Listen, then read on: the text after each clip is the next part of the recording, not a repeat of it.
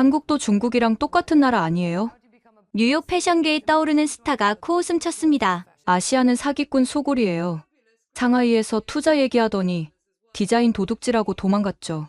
하지만 표절 스캔들로 모든 걸 잃고 쫓겨난 그녀. 마지막 선택지는 그토록 무시하던 한국뿐이었습니다. 그런데 단 1년 만에 파리 패션위크 메인 무대. 올해 가장 혁신적인 컬렉션.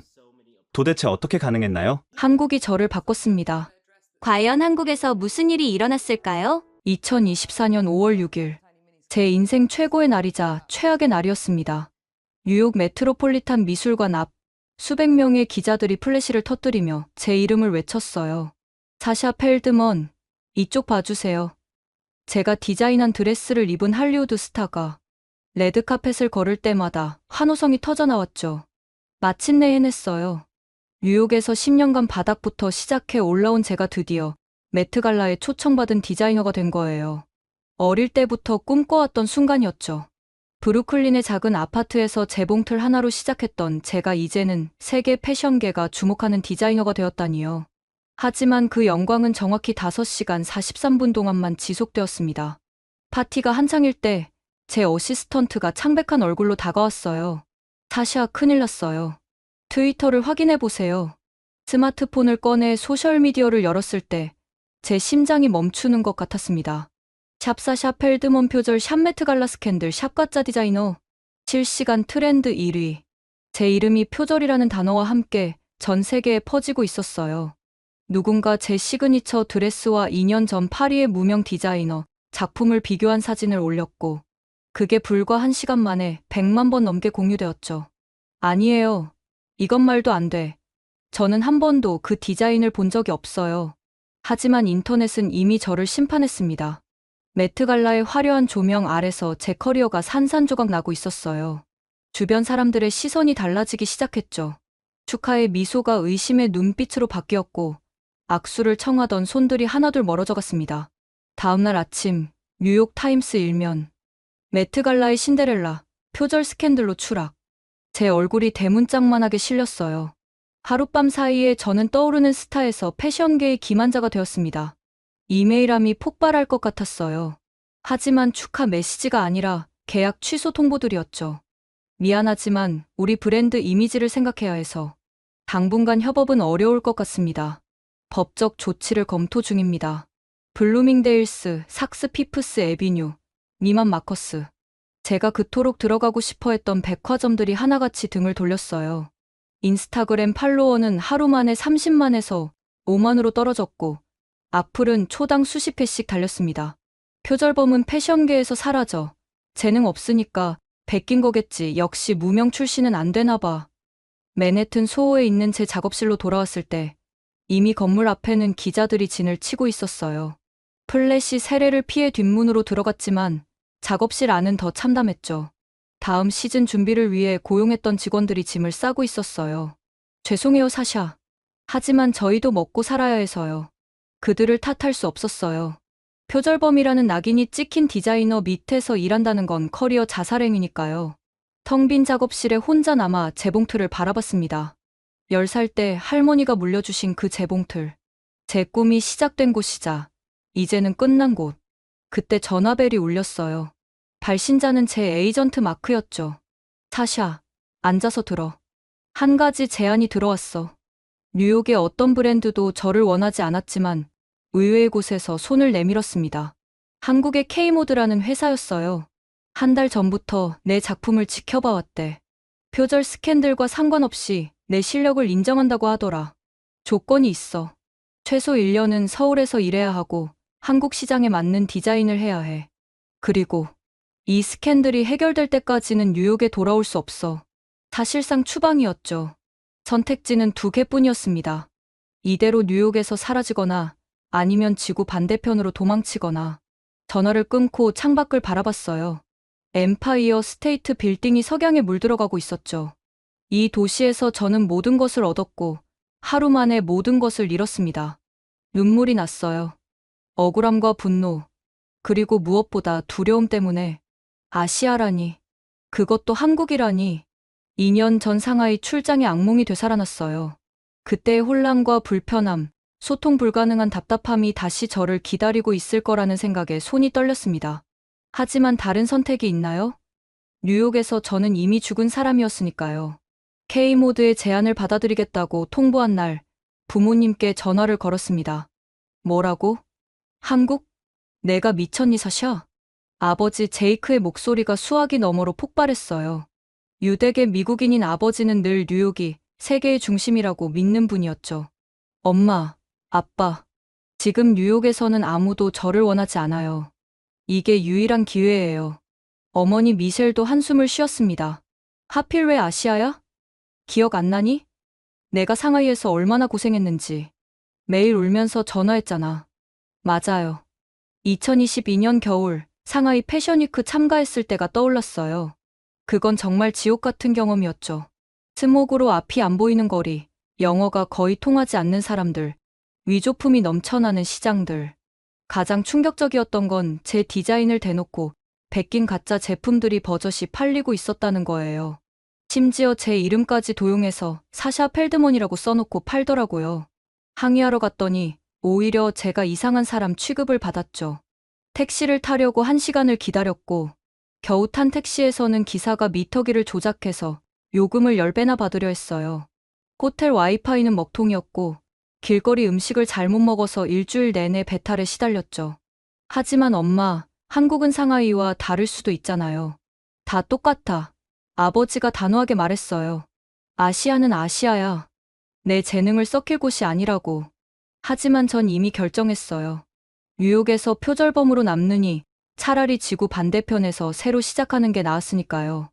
2주일 후 짐을 정리하면서도 마음은 무거웠어요. 10년간 쌓아온 뉴욕에서의 추억들을 하나하나 상자에 담았죠. 첫 패션쇼 때 입었던 드레스, 유명 디자이너가 써준 추천서, 매트갈라 초청장. 이제는 모두 과거가 되어버린 것들. 이사 트럭이 떠나고 텅 빈 아파트에 서 있을 때 현실이 확 다가왔어요. 정말로 뉴욕을 떠나는구나. 그것도 억울한 누명을 쓴 채로. 공항으로 가는 택시 안에서 마지막으로 맨해튼을 둘러봤어요. 타임스퀘어의 네온 사인, 센트럴파크의 푸른 나무들, 브로드웨이의 극장들. 이 모든 것들과 작별이었죠. 사샤, 꼭 돌아와. 진실은 언젠가 밝혀질 거야. 공항에 배웅 나온 유일한 친구, 레이첼이 울먹이며 말했어요. 하지만 저도 그녀도 그게 언제가 될지 알 수 없었죠. 체크인 카운터에서 한국행 티켓을 받았을 때 손이 떨렸어요. 편도 티켓. 돌아올 날짜는 정해지지 않은. 비행기에 오르기 전 마지막으로 인스타그램을 확인했어요. 여전히 제 이름은 표절과 함께 언급되고 있었고 한때 절 띄워주던 패션 매거진들은 이제 저를 실패한 디자이너의 전형으로 다루고 있었죠. 휴대폰을 끄고 좌석에 몸을 묻었어요. 이제 정말 끝이구나. 뉴욕에서의 나는 죽었어. 하지만 동시에 작은 목소리가 들렸어요. 어쩌면 이게 새로운 시작일 수도 있어. 표절범이라는 꼬리표를 떼고 진짜 나를 증명할 기회일지도. 비행기가 이륙하면서 뉴욕의 불빛들이 점점 작아졌어요. 그 순간 눈물이 났지만 이상하게도 가슴 한편이 후련했습니다. 적어도 그 지옥 같은 시선들로부터는 벗어났으니까요. 14시간의 비행시간 동안 잠을 이룰 수 없었어요. 한국은 어떤 곳일까? 상하이처럼 혼란스럽고 답답한 곳일까? 영어는 통할까? 사람들은 저를 어떻게 볼까? 무엇보다 두려웠던 건 그곳에서도 실패하면 정말로 갈 곳이 없다는 거였어요. 이번이 진짜 마지막 기회였으니까요. 비행기 안에서 악몽을 꿨어요. 2년 전 상하이로 돌아간 꿈이었죠. 그때를 잊을 수가 없어요. 신진 디자이너를 위한 상하이 패션위크 특별 프로그램에 초청받았을 때만 해도 들떠 있었죠. 아시아 시장에 진출할 절호의 기회라고 생각했으니까요. 하지만 공항에 도착한 순간부터 모든 게 엉망이었어요. 안내 표지판은 중국어로만 되어 있었고 정보 데스크 직원조차 기본적인 영어 소통이 어려웠죠. 겨우 택시를 잡았는데 기사는 제가 보여준 호텔 주소를 보고도 갸우뚱하더니 어디론가 전화를 걸어 한참을 중국어로 떠들었어요. 1시간 넘게 시내를 헤맨 끝에 도착한 호텔은 예약과 완전히 달랐어요. 사진에는 깨끗하고 현대적인 모습이었는데 실제로는 곰팡이 냄새가 나는 낡은 건물이었죠. 프런트 직원도 영어가 서툴러서 체크인하는 데만 30분이 걸렸어요. 다음날 패션위크 행사장으로 가는 길은 더 끔찍했어요. 구글맵은 먹통이었고 택시 기사들은 외국인을 보면 무조건 바가지를 씌우려 했죠. 지하철을 타려 했지만 노선도를 이해할 수가 없었어요. 겨우 도착한 행사장에서 받은 충격은 더 컸어요. 제 부스 바로 옆에 제 디자인을 노골적으로 베낀 중국 브랜드가 자리 잡고 있었거든요. 심지어 제 브랜드 로고까지 살짝만 바꿔서 쓰고 있었어요. 이건 명백한 표절이에요. 당장 치워주세요. 하지만 주최 측은 어깨만 으쓱했어요. 우리가 할 수 있는 게 없어요. 중국에서는 흔한 일이에요. 더 화가 났던 건 그 짝퉁 브랜드가 제 정품보다 더 많이 팔렸다는 거예요. 가격이 10분의 1이었으니까요. 바이어들조차 왜 비싼 걸 사냐며 대놓고 물어봤죠. 일주일 내내 지옥 같았어요. 길거리 음식을 먹고 탈이 나서 병원에 갔는데 의사는 영어를 못했고 통역 앱으로 겨우 소통했어요. 약국에서 산 약은 설명서가 다 중국어라 뭐가 뭔지도 몰랐고요. 가장 절망적이었던 건 제 작품을 도둑맞았을 때였어요. 행사 마지막 날, 잠깐 자리를 비운 사이에 제일 아끼던 드레스 3벌이 사라졌죠. 경찰에 신고했지만 그들은 시큰둥했어요. 외국인이 잃어버린 옷 몇 벌 가지고 수사할 수는 없어요. 그날 밤 호텔방에서 엉엉 울었어요. 뉴욕에 있는 마크에게 전화했죠. 제발 저를 여기서 꺼내주세요. 더는 못 견디겠어요. 귀국하는 비행기 안에서 다짐했어요. 다시는 아시아에 오지 않겠다고. 그런데 이제 다시 아시아로 가고 있다니. 그것도 더 오래. 아예 살러 간다니. 스튜어디스가 가져다 준 한국 입국 서류를 보면서 손이 떨렸어요. 한글이라는 낯선 문자들이 마치 외계어처럼 보였죠. 이걸 어떻게 쓰라는 거야? 옆자리 승객이 제 당황한 모습을 보고 영어로 물었어요. 도와드릴까요? 한국은 처음이신가 봐요? 네. 그것도 일하러 가는 거예요. 솔직히 무서워요. 그 승객은 미소 지었어요. 걱정 마세요. 한국은 외국인들에게 친절한 곳이에요. 특히 서울은 영어도 꽤 통하고요. 정말요? 저는 상하이에서 너무 힘들었거든요. 아, 중국과 한국은 완전히 달라요. 곧 아실 거예요. 그 말에 조금 안심이 되면서도 여전히 불안했어요. 사람들은 늘 좋게만 말하니까요. 실제로 가보면 다를 거예요. 상하이도 가기 전엔 기대했었으니까. 기내식으로 나온 비빔밥을 보면서 또 걱정이 됐어요. 이상한 냄새가 나는 빨간 양념, 날달걀, 정체를 알 수 없는 나물들. 이런 음식을 1년 내내 먹어야 한다니. 창밖으로 구름이 걷히고 한반도가 보이기 시작했어요. 작은 땅덩어리. 저 아래서 제가 다시 시작해야 하는 거예요. 표절범이라는 낙인을 지우고 진짜 디자이너 사샤 펠드먼을 증명해야 하는 곳. 비행기가 하강하기 시작하자 귀가 먹먹해졌어요. 마치 제 인생이 나락으로 떨어지는 것 같은 기분이었죠. 잠시 후 인천국제공항에 도착합니다. 현지 시각 오후 4시 30분입니다. 기내 방송이 나오자 심장이 쿵쿵 뛰었어요. 이제 정말 시작이구나. 도망칠 곳도 없는 진짜 시작. 비행기 문이 열리고 통로를 걸어 나왔을 때 첫 번째 충격을 받았어요. 이게 정말 공항이 맞나? 인천국제공항은 제가 상상했던 아시아 공항과는 완전히 달랐어요. 천장은 높고 넓었고 대리석 바닥은 거울처럼 빛났죠. 무엇보다 놀라웠던 건 완벽한 질서였어요. 사람들은 차분하게 줄을 서 있었고 안내 표지판은 한글, 영어, 중국어, 일본어로 명확하게 표시되어 있었죠. 입국 심사대로 가는 길에 움직이는 보도 위에서 주변을 둘러봤어요. 벽면의 대형 스크린에서는 K-팝 뮤직비디오가 나오고 있었고 곳곳에 설치된 로봇들이 청소를 하고 있었죠. 공항 직원들은 깔끔한 유니폼을 입고 미소 지으며 안내하고 있었고요. 이건 상하이와는 차원이 다른데? 입국 심사대에 도착했을 때 또 한 번 놀랐어요. 외국인 전용 자동 입국 심사대가 있었거든요. 안내 직원이 영어로 친절하게 설명해줬어요. 처음 오신 분은 이쪽 부스에서 지문과 얼굴을 등록하시면 됩니다.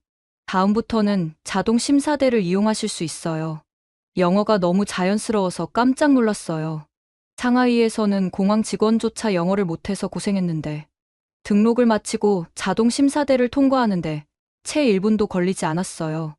여권을 스캔하고 얼굴을 인식시키니 문이 열렸죠. 미래 영화에서나 볼 법한 장면이었어요. 수화물 찾는 곳도 체계적이었어요. 전광판에 항공편별로 몇 번 벨트에서 짐이 나오는지 정확히 표시되어 있었고 카트는 깨끗하게 정렬되어 있었죠. 제 가방이 나오자 공항 직원이 다가왔어요. 도움이 필요하신가요? 택시 타는 곳을 찾으시나요? 또 완벽한 영어였어요. 네. 강남으로 가야 하는데요. 아, 강남이시군요. 여러 방법이 있어요. 택시, 공항버스, 공항철도, 그리고 최근에는 도심공항터미널 자율주행 셔틀도 있습니다. 자율주행 셔틀이요? 네. 완전 무인 차량이에요. 앱으로 호출하면 되고, 강남까지 1시간 정도 걸립니다. 외국인도 쉽게 이용할 수 있도록 영어 서비스가 완벽해요. 호기심이 생겼어요. 상하이에서는 택시 잡는 것도 전쟁이었는데, 여기는 무인 자동차라니. 그럼 그걸로 타보고 싶은데요.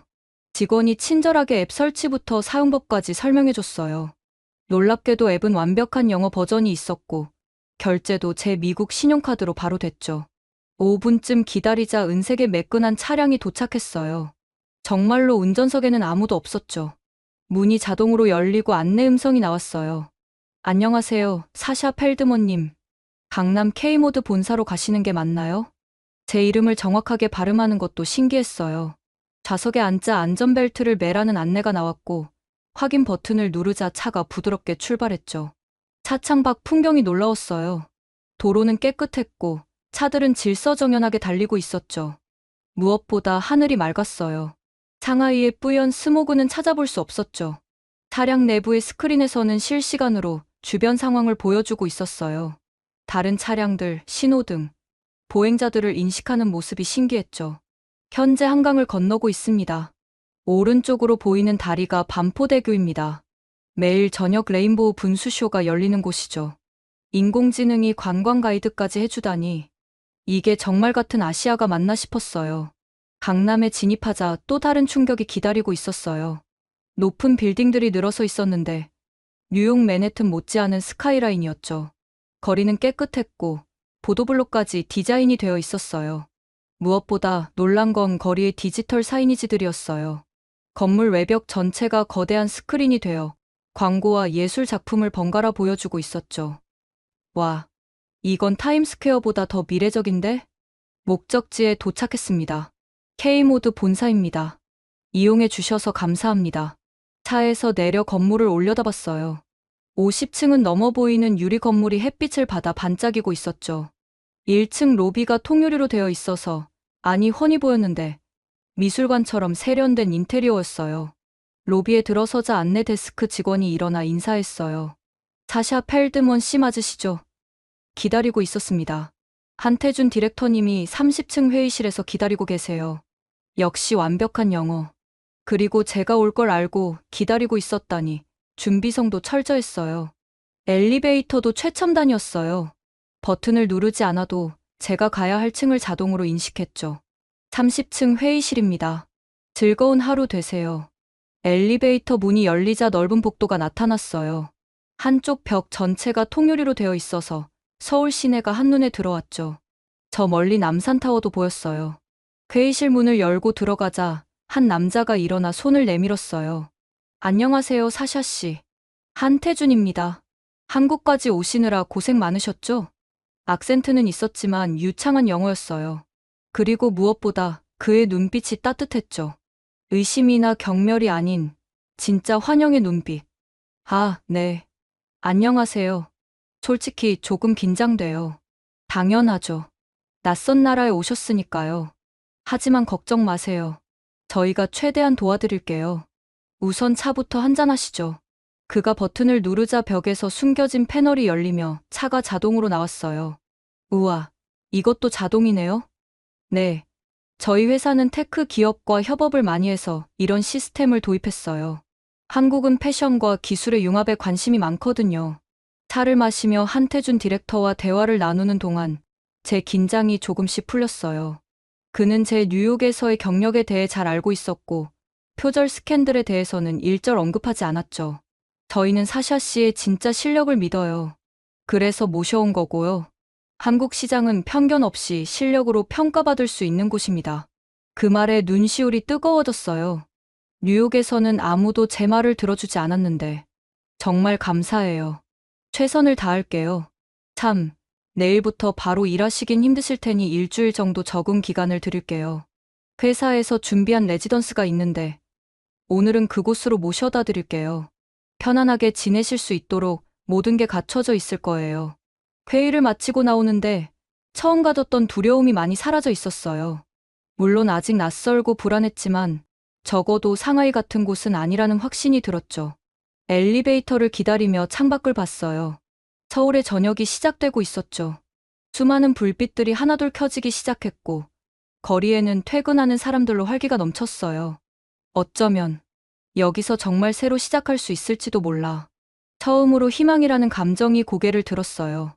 회사에서 제공한 레지던스는 강남 한복판에 있는 현대적인 아파트였어요. 한태준 디렉터가 직접 데려다주며 설명해줬죠. 이곳은 외국인 임직원들을 위한 곳이에요. 필요한 건 다 갖춰져 있고 관리사무소에는 영어 가능한 직원이 24시간 상주합니다.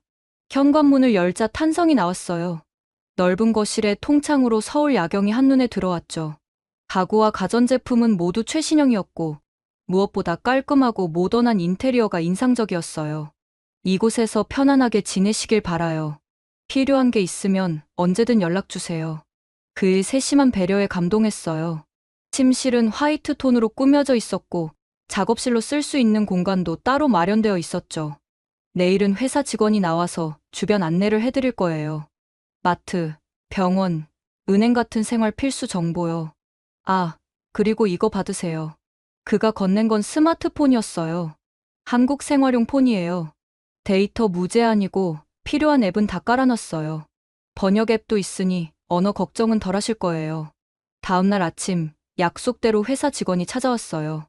이소연이라는 이름의 젊은 여성이었죠. 안녕하세요, 사샤 씨. 오늘 하루 제가 서울 구경시켜드릴게요. 첫 번째로 간 곳은 동네 마트였어요. 그런데 마트 입구에서부터 충격을 받았죠. 손님이 오자 자동문이 열리며 쇼핑카트가 스스로 앞으로 나왔거든요. 이게 뭐예요? 스마트 카트예요. 물건을 담으면 자동으로 계산하고 따라다니기도 해요. 마트 안은 더 놀라웠어요.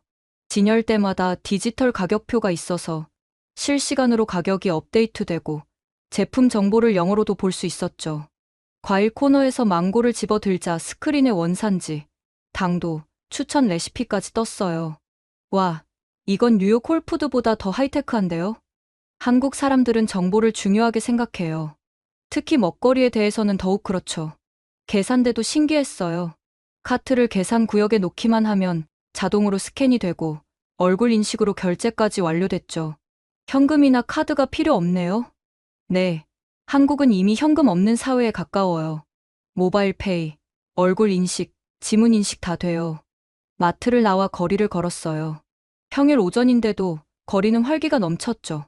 카페마다 사람들이 노트북을 펴고 일하고 있었고 거리는 깨끗했어요. 저 사람들은 회사 안 가나요? 한국은 재택근무나 유연 근무가 많이 정착됐어요. 특히 이 동네는 스타트업이 많아서 자유로운 분위기죠. 다음으로 들른 곳은 성수동이었어요. 소연 씨는 이곳이 서울의 브루클린 같은 곳이라고 설명했죠. 원래 공장 지대였는데 젊은 예술가들과 디자이너들이 모여들면서 핫플레이스가 됐어요.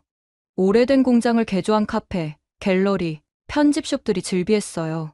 그런데 뉴욕의 브루클린과 다른 점이 있었죠. 훨씬 더 깨끗하고 체계적이었다는 것. 한 카페에 들어갔더니 인테리어가 예술이었어요. 높은 천장, 노출된 파이프, 그리고 현대적인 가구들의 조화가 완벽했죠. 커피 한잔 하실래요?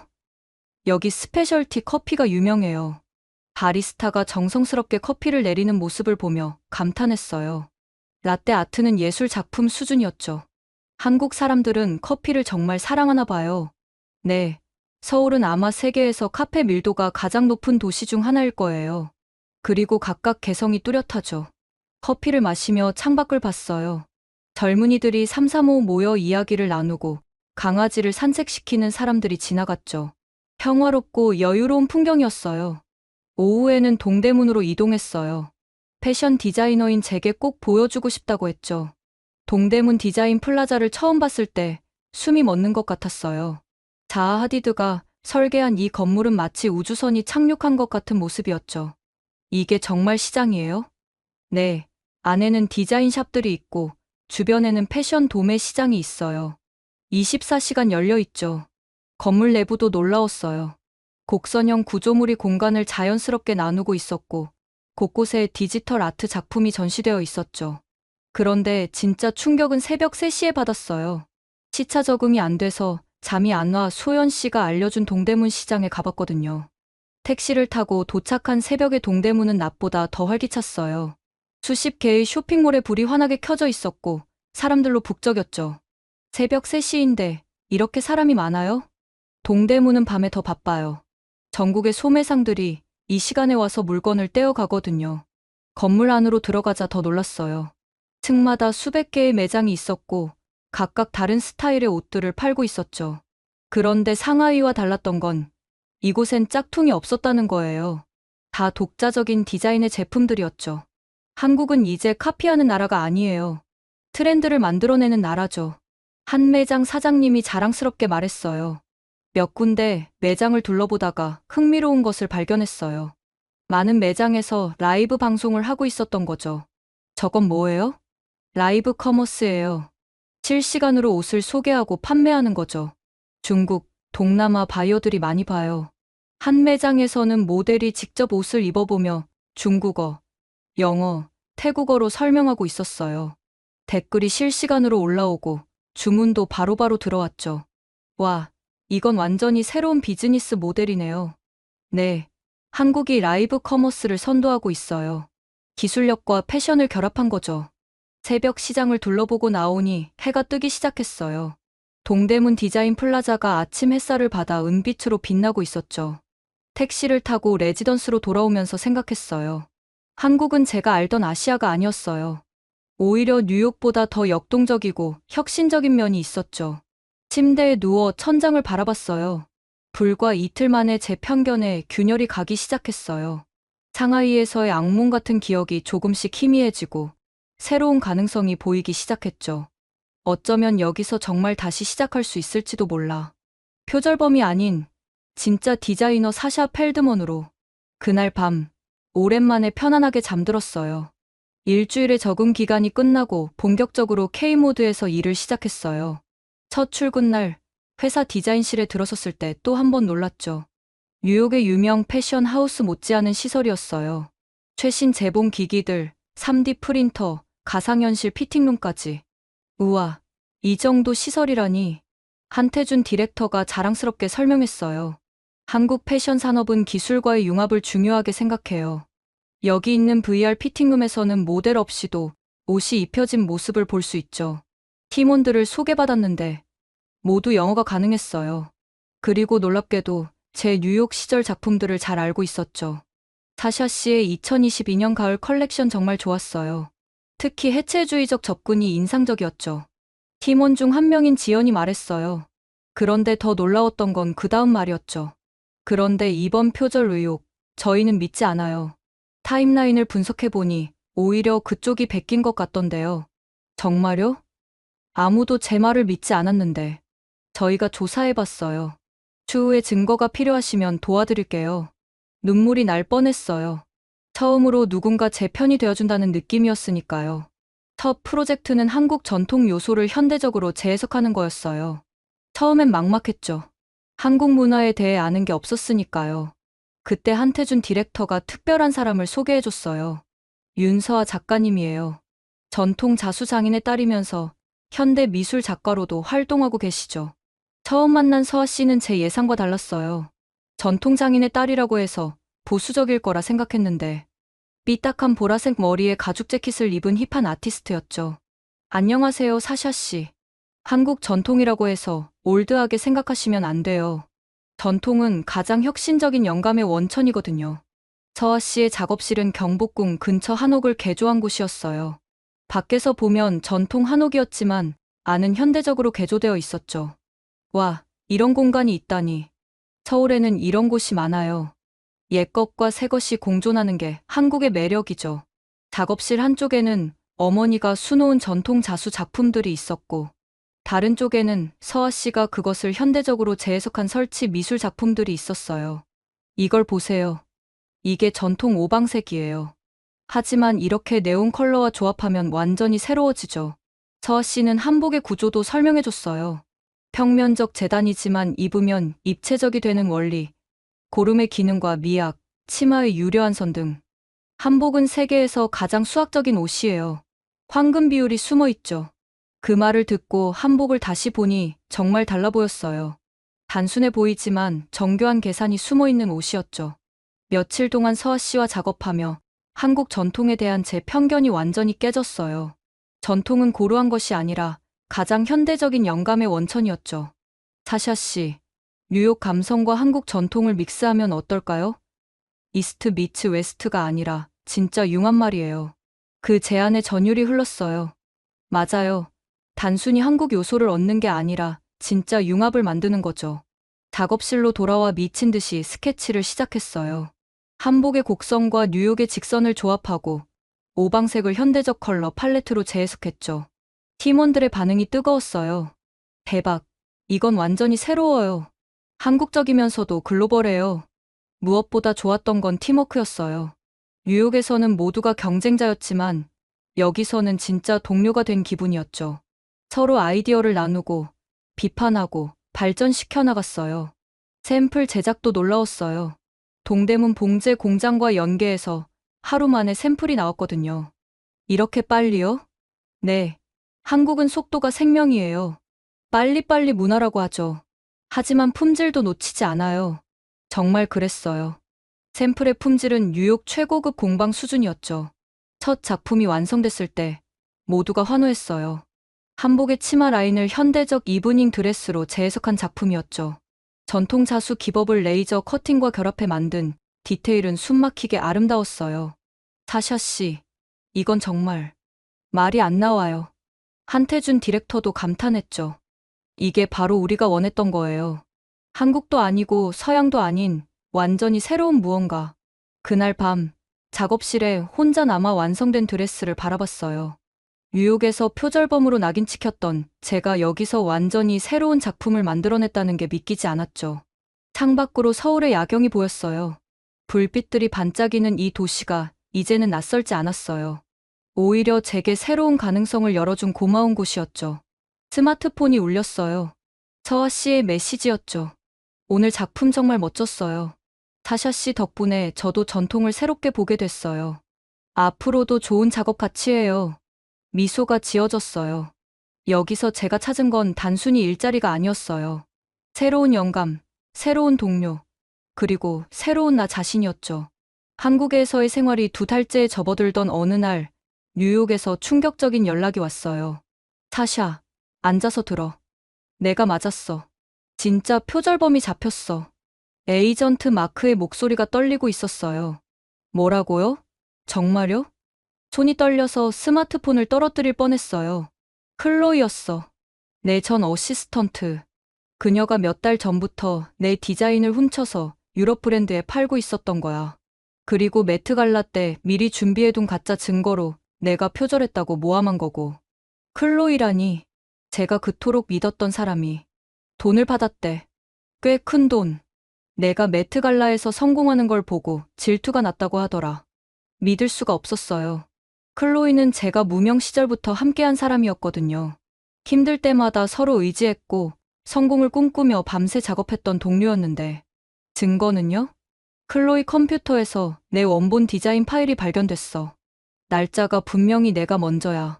그리고 유럽 브랜드로부터 돈을 받은 계좌 기록도 있고 그녀가 조작한 가짜 증거도 다 들통났어. 그 순간 온몸에서 힘이 빠졌어요. 억울함이 풀렸다는 안도감과 배신감이 동시에 밀려왔죠. 그래서 이제 어떻게 되는 거예요? 언론에서 대서특필하고 있어. 너한테 사과하는 기사들이 쏟아지고 있고 브랜드들도 연락이 오고 있어. 모두가 널 다시 원해. 뉴욕으로 돌아올 수 있다는 거예요? 당연하지. 내 이름은 완전히 깨끗해졌어.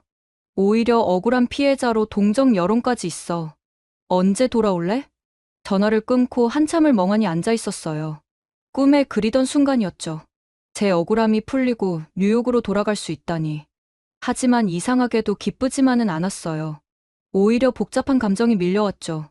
점심시간에 한태준 디렉터가 제 표정을 보고 물었어요. 무슨 일 있어요? 안 좋은 소식이라도? 아니요, 사실은. 좋은 소식이에요. 제 억울함이 풀렸대요. 진짜 표절범이 잡혔어요. 그의 얼굴에 복잡한 감정이 스쳤어요. 그럼 뉴욕으로 돌아가시는 건가요? 아직 모르겠어요. 갑작스러워서. 그날 오후 회사 전체가 제 소식을 알게 됐어요. 놀랍게도 모두가 진심으로 축하해줬죠. 사샤 씨 정말 다행이에요. 억울함이 풀려서 정말 기뻐요. 지연이 제 손을 꼭 잡으며 말했어요. 하지만 그녀의 눈에는 아쉬움도 있었죠. 그런데 가시는 거예요? 글쎄요. 아직 결정하지 못했어요. 퇴근 후 서아 씨를 만났어요. 이미 소식을 들은 그녀는 축하한다며 와인을 따라줬죠. 드디어 진실이 밝혀졌네요. 정말 기뻐요. 그런데 왜 표정이 그래요? 솔직히 혼란스러워요. 뉴욕은 제 고향이고 거기서 다시 시작할 수 있다는 건 꿈 같은 일이에요. 하지만 여기서의 2달이 너무 소중했어요. 난생 처음으로 진짜 동료를 만났고 새로운 영감을 얻었고 무엇보다 저 자신을 다시 발견했어요. 뉴욕에서는 늘 증명해야 한다는 압박감에 시달렸는데 여기서는 그냥 제가 될 수 있었어요. 서아 씨가 미소 지었어요. 그게 한국의 매력이죠. 정이라는 게 있어요. 한번 우리 사람이 되면 진짜 가족처럼 대하거든요. 그날 밤 잠을 이룰 수 없었어요. 뉴욕의 친구들에게서 메시지가 쏟아졌죠. 언제 돌아와? 파티 준비할게. 내 자리는 아직 비어 있어. 드디어 정의가 실현됐네. 하지만 읽을수록 마음이 무거워졌어요. 정말 돌아가는 게 맞을까? 다음날 아침, 회사로 출근하자 뜻밖의 손님이 기다리고 있었어요. K모드 회장님이었죠. 사샤 씨, 축하드려요. 그리고 제안을 하나 하고 싶어서 왔어요. 회장님은 놀라운 제안을 했어요. K모드 글로벌 크리에이티브 디렉터가 되어주세요. 뉴욕 지사도 만들 계획이에요. 서울과 뉴욕을 오가며 두 도시의 장점을 융합한 브랜드를 만들어 보면 어떨까요? 와, 정말요? 사샤 씨가 2달 동안 보여준 작품들은 놀라웠어요. 동양과 서양의 진정한 융합이었죠. 이런 인재를 놓칠 수 없어요. 그 순간 모든 퍼즐이 맞춰지는 느낌이었어요. 뉴욕과 서울 중 하나를 선택하는 게 아니라 둘 다 가질 수 있다니. 며칠 후 기자회견이 열렸어요. 한국 언론뿐 아니라 뉴욕 타임스, 보고 등 국제 언론도 참석했죠. 저는 이번 일을 통해 많은 것을 배웠습니다. 실패와 좌절이 때로는 더 큰 기회로 이어진다는 것을요. 무엇보다 편견을 버리면 놀라운 세계가 펼쳐진다는 것을 알게 됐습니다. 기자들의 질문이 쏟아졌어요. 뉴욕으로 돌아가실 건가요? 네. 하지만 서울도 떠나지 않을 거예요. K모드와 함께 두 도시를 잇는 새로운 패션을 만들어갈 계획입니다. 한국에 대한 인상은 어떠신가요? 솔직히 처음엔 편견이 있었어요. 하지만 한국은 제 편견을 완전히 깨뜨렸습니다. 가장 혁신적이고 따뜻한 나라예요. 기자회견이 끝난 후 팀원들이 모두 축하해줬어요. 사샤 씨가 안 떠나서 정말 다행이에요. 이제 우리가 세계를 놀라게 할 차례예요. 그날 저녁 한강공원을 걸었어요. 석양이 강물에 반짝이고 있었죠. 2달 전 억울한 누명을 쓰고 쫓겨나듯 왔던 이곳이 이제는 제 2번째 집이 되었어요. 스마트폰이 울렸어요. 뉴욕의 부모님이었죠. 사샤, 뉴스 봤어. 정말 자랑스럽다. 한국이 너에게 좋은 곳이었구나. 네, 엄마. 한국은 제게 새로운 세계를 열어줬어요.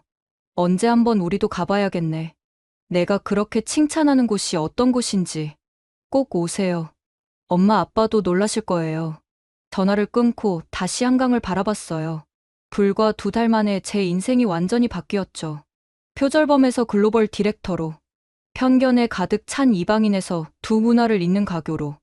이 모든 게 한국에서 시작됐어요. 제 편견을 깨고 진짜 저를 발견하게 해준 이 놀라운 나라에서 K모드 글로벌 크리에이티브 디렉터로 임명된 후 첫 과제는 서울 패션위크였어요. 10월의 서울 패션위크에서 제 첫 컬렉션을 선보이기로 했죠. 컬렉션 이름은 바운더리, 경계라는 뜻이에요. 동서양의 경계, 전통과 현대의 경계, 그리고 편견과 진실의 경계를 넘는다는 의미였죠. 준비 기간 3달 동안 미친 듯이 일했어요. 서아 씨와 함께 전통 기법을 연구하고 팀원들과 현대적 해석을 고민했죠. 가장 인상적이었던 건 놀이개였어요. 한복에 다는 전통 장신구인데 그 의미가 깊었죠. 놀이개는 단순한 장식이 아니에요. 나쁜 기운을 막고 복을 부르는 의미가 있죠. 서아 씨의 설명을 듣고 영감이 떠올랐어요. 현대 여성들도 부적 같은 걸 찾잖아요? 놀이개를 현대적 액세서리로 재해석하면 어떨까? 그렇게 탄생한 게 스마트 놀이개였어요. 전통적인 형태지만 안에 칩이 들어있어서 스마트폰과 연동되죠. 와, 이건 정말 혁신적이에요. 팀원들도 열광했어요. 전통과 기술의 완벽한 만남이었으니까요. 의상 디자인도 파격적이었어요. 한복의 저고리 라인을 해체해서 재킷으로 만들고 치마의 주름을 현대적 플리츠로 재해석했죠. 색감도 중요했어요. 오방색을 네온 컬러와 믹스해서 전통적이면서도 미래적인 느낌을 냈죠. 이건 뉴욕 런웨이에 올려도 손색 없을 것 같아요. 한태준 디렉터가 샘플을 보며 감탄했죠. 패션쇼 준비도 특별했어요. 장소는 동대문 디자인 플라자. 자아 하디드의 미래적 건축물에서 전통과 현대의 만남을 보여주는 거죠. 모델 캐스팅도 의미 있었어요. 한국 모델뿐 아니라 다양한 국적의 모델들을 섞었죠. 경계를 넘는다는 컨셉에 맞게. 드디어 디데이. 10월 18일 저녁 7시. 백스테이지는 전쟁터였어요. 모델들 피팅, 헤어 메이크업, 음악 체크까지. 사샤. 5분 전이야. 스태프가 외쳤어요. 심장이 터질 것 같았죠. 런웨이 옆에서 기다리며 객석을 살폈어요. 국내외 바이어들, 패션 에디터들, 인플루언서들로 가득했죠. 그리고 특별한 손님들도 있었어요. 뉴욕에서 날아온 부모님과 마크, 그리고 보고 편집장까지. 조명이 어두워지고 음악이 시작됐어요. 첫 모델이 걸어 나왔죠. 한복 저고리를 재해석한 크롭트 재킷에 와이드 팬츠. 전통 자수를 레이저 커팅으로 표현한 디테일이 빛을 받아 반짝였어요. 객석에서 감탄이 흘러나왔어요. 두 번째 룩은 더 파격적이었죠. 설릭을 현대적 코트로 재해석한 작품. 전통적인 형태지만 소재는 하이테크 패브릭이었어요. 쇼의 하이라이트는 피날레였어요. 한복 치마의 풍성함을 극대화한 이브닝 드레스들. 모델이 걸을 때마다 치맛자락이 물결처럼 흘렀고 오방색 그라데이션이 환상적이었죠. 마지막 모델이 스마트 놀이개를 착용하고 나왔을 때 객석이 술렁였어요. 놀이개가 음악에 맞춰 빛을 내고 있었거든요.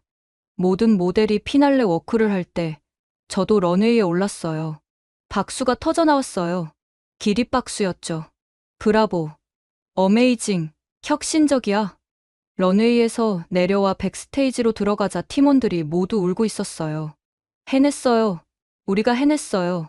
서아 씨도 눈시울이 붉어져 있었죠. 전통이 이렇게 아름답게 재탄생할 수 있다니. 감동이에요. 쇼가 끝난 후 리셉션에서 바이어들이 몰려왔어요. 파리 갤러리 라파에트입니다. 독점 계약을 논의하고 싶어요. 뉴욕 버그도프 굿맨입니다. 다음 시즌 전 라인을 입점시키고 싶습니다. 도쿄 이세탄입니다. 일본 런칭을 제안합니다. 믿을 수 없었어요. 전 세계 최고의 백화점들이 제 컬렉션을 원하다니.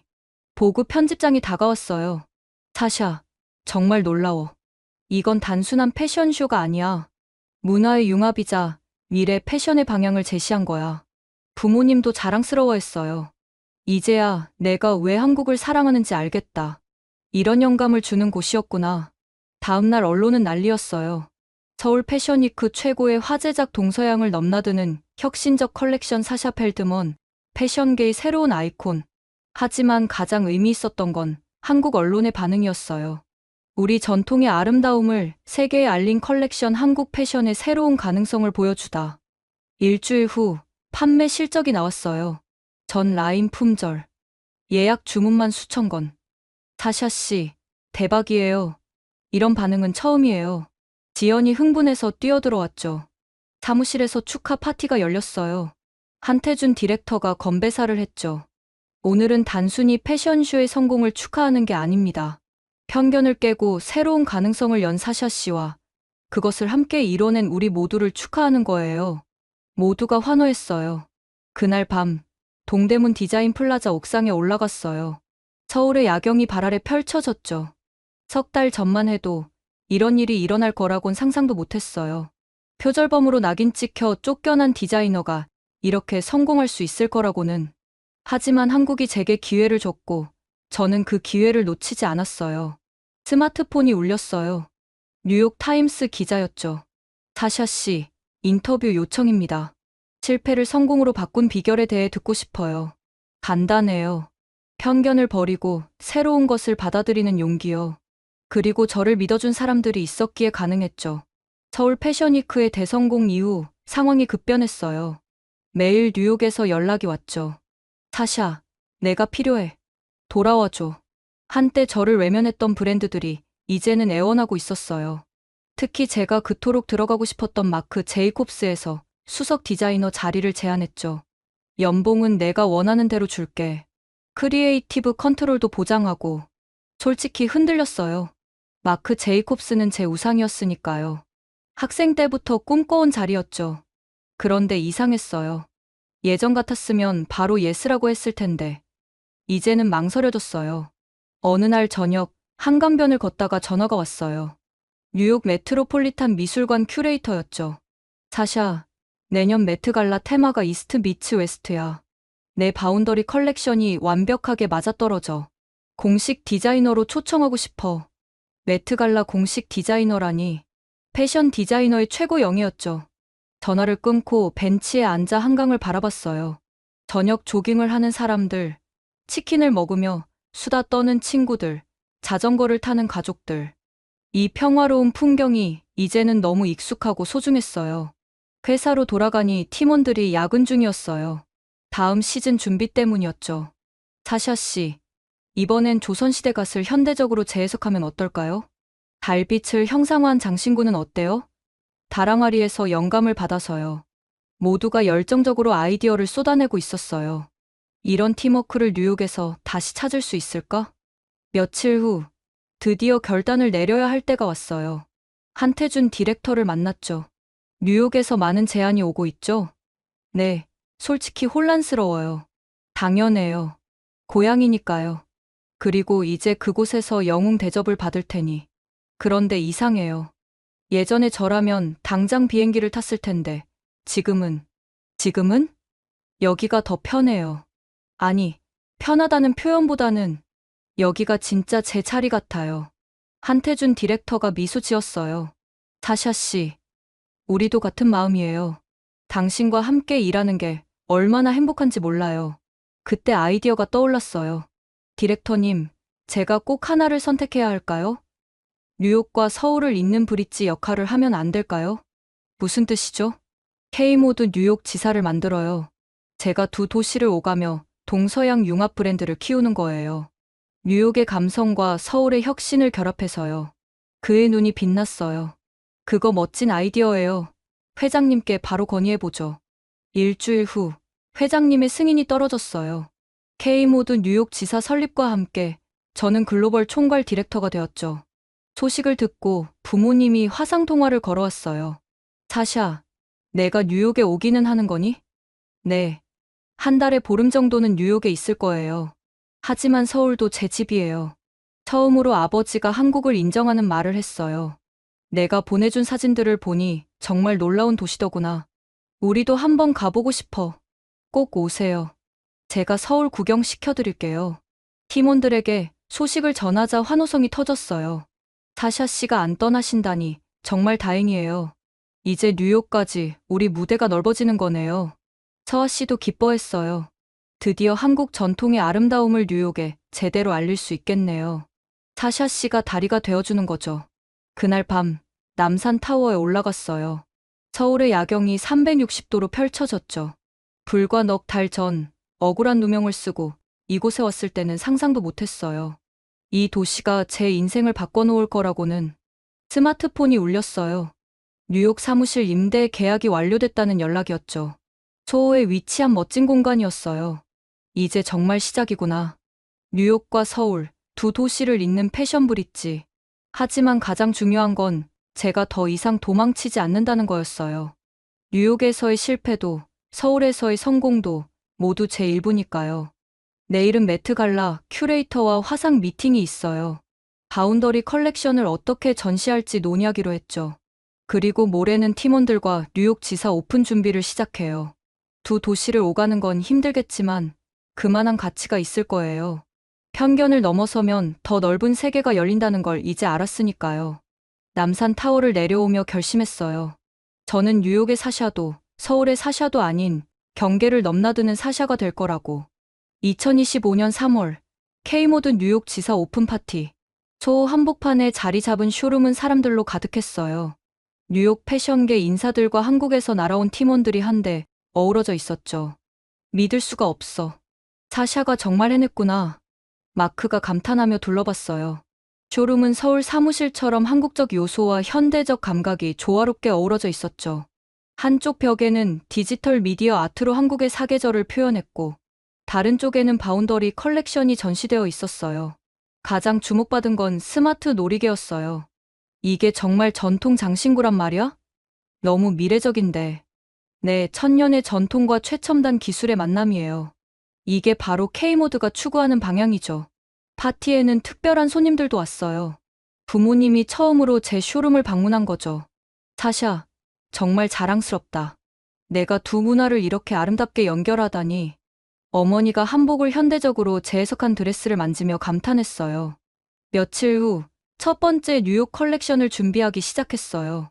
주제는 서울 런웨이 뉴욕을 걷다. 뉴욕팀과 서울팀이 화상회의로 매일 소통했어요.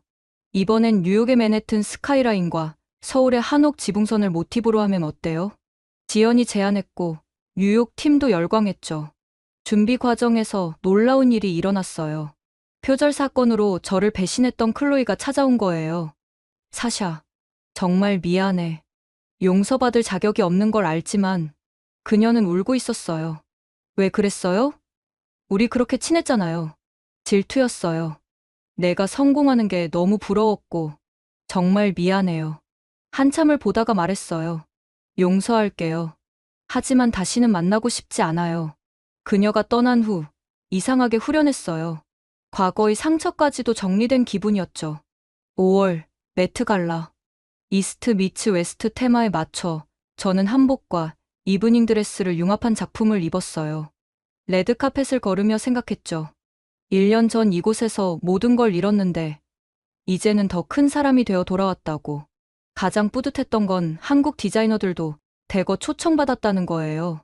제가 만든 다리를 통해 한국 패션이 세계 무대에 제대로 서게 된 거죠. 파티장에서 한태준 디렉터를 만났어요. 그도 초청받아 뉴욕에 왔죠. 사샤 씨 덕분에 한국 패션의 위상이 완전히 달라졌어요. 정말 감사해요. 아니에요. 한국이 저를 구해준 거예요. 제가 감사하죠. 이제 저는 한 달의 반은 서울, 반은 뉴욕에서 보내요. 서울에 있을 땐 새로운 영감을 받고 뉴욕에서는 그것을 세계에 알리죠. 가장 좋은 건 두 도시의 팀이 하나가 되었다는 거예요. 문화와 언어는 달라도 패션에 대한 열정은 같으니까요. 최근엔 파리와 밀라노에서도 러브콜이 왔어요. K모드의 유럽 진출을 도와달라고요. 하지만 저는 여전히 서울이 가장 좋아요. 제게 새로운 삶을 준 도시니까요. 어느 날 인터뷰에서 기자가 물었어요. 당신의 정체성은 뭐라고 생각하나요? 미국인, 한국인, 저는 경계인이에요. 뉴욕에서 태어났지만 서울에서 다시 태어났죠. 두 도시가 모두 제 집이에요. 앞으로의 계획은요? 계속 경계를 넘는 거예요. 동양과 서양, 전통과 현대, 그리고 사람들의 편견까지도요. 이제 저는 알아요. 실패는 끝이 아니라 새로운 시작이 될 수 있다는 것을. 그리고 편견을 버리면 얼마나 넓은 세계가 펼쳐지는지를. 한국은 제게 그걸 가르쳐준 스승이자 새 삶을 준 은인이에요. 앞으로도 저는 계속 두 도시를 오갈 거예요. 경계를 넘나들며 새로운 아름다움을 만들어갈 거예요. 그게 제가 찾은 진짜 저니까요. 경계를 넘는 디자이너, 사샤 펠드먼. 편견의 벽을 넘어 새로운 세계를 발견한 사샤의 이야기 어떠셨나요? 최악의 순간이 최고의 기회가 될 수 있다는 것, 그리고 열린 마음으로 바라보면 놀라운 가능성이 펼쳐진다는 것을 보여준 이야기였습니다. 여러분도 혹시 선입견 때문에 놓치고 있는 기회는 없으신가요? 오늘 이 이야기가 조금이나마 영감이 되었다면 좋아요와 구독 부탁드립니다. 그리고 편견을 넘어 새로운 도전을 시작하는 누군가를 위해 이 영상을 공유해주세요. 작은 용기가 큰 변화를 만들 수 있으니까요. 지금까지 코리아 원더풀이었습니다. 감사합니다.